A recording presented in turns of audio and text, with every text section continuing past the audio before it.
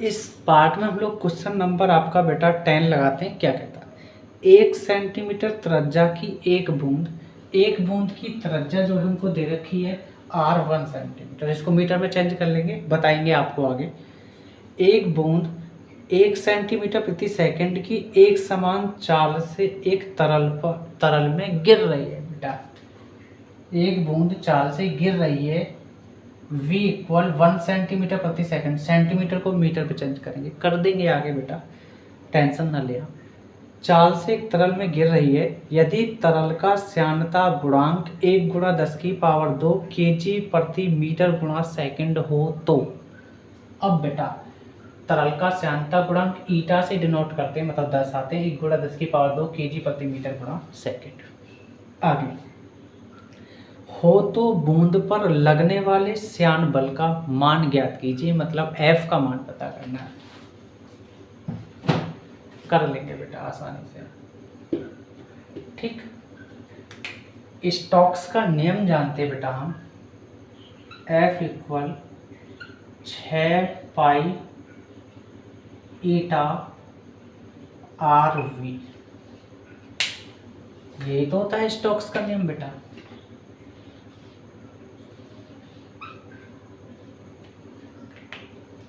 बस वैल्यू रखना शुरू करते हैं बेटा। F इक्वल 6, पाई की वैल्यू 3.14 गुणा ईटा की वैल्यू 1 × 10⁻², ठीक, kg प्रति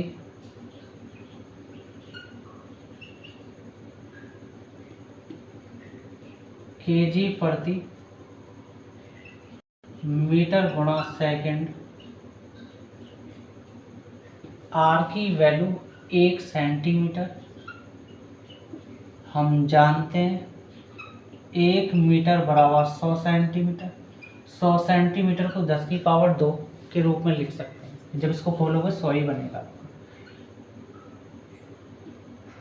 सेंटीमीटर, सेंटीमीटर के साथ गुणा में है 10⁻², इसे भाग में ले आएंगे बेटा, आप जानते हैं 1/10⁻² मीटर इक्वल सेंटीमीटर बचा उधर, ये प्लस में है 10⁻² से यमराज क्या ले जाएंगे, माइनस में हो जाएगी, तो 10⁻², मीटर इक्वल सेंटीमीटर। तो आप सेंटीमीटर की जगह बेटा 10⁻² मीटर से गुणा कर दो, ठीक। अब आते हैं v की वैल्यू। v की वैल्यू 1 सेंटीमीटर, इसको हटा ही देते हैं, अब चेंज करना तो आप सीख ही गए बेटा, है ना, आप सीख ही गए।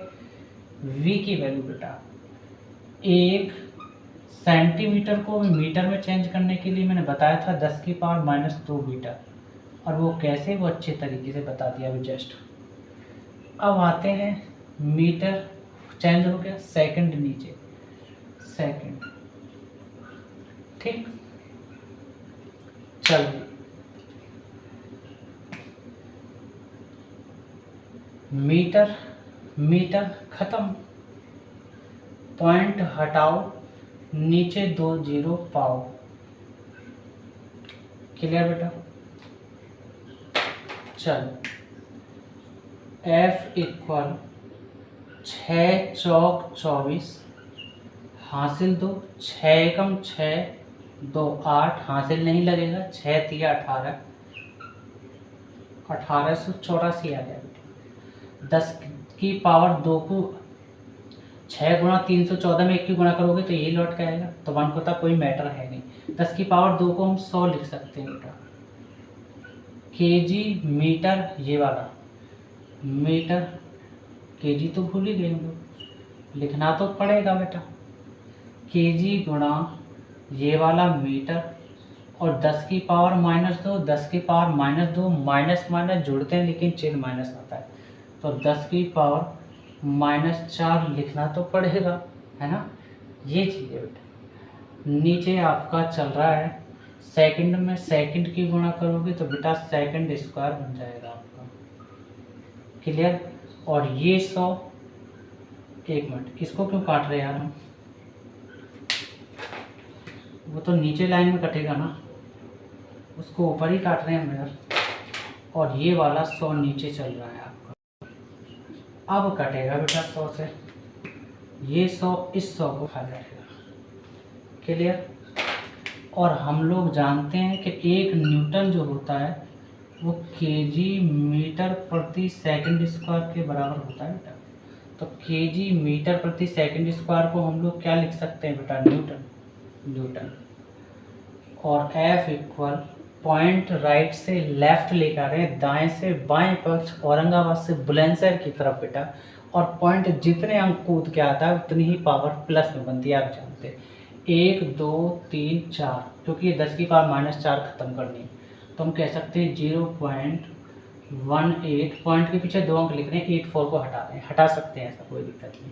पॉइंट के 2 ही अंक ले रहे हैं, तो प्लस की 10 की पावर 4 बनेगी, और ये 10 की पावर -4 है ही बेटा। और इसको हम केजी मीटर प्रति सेकंड स्क्वायर को न्यूटन कह सकते हैं।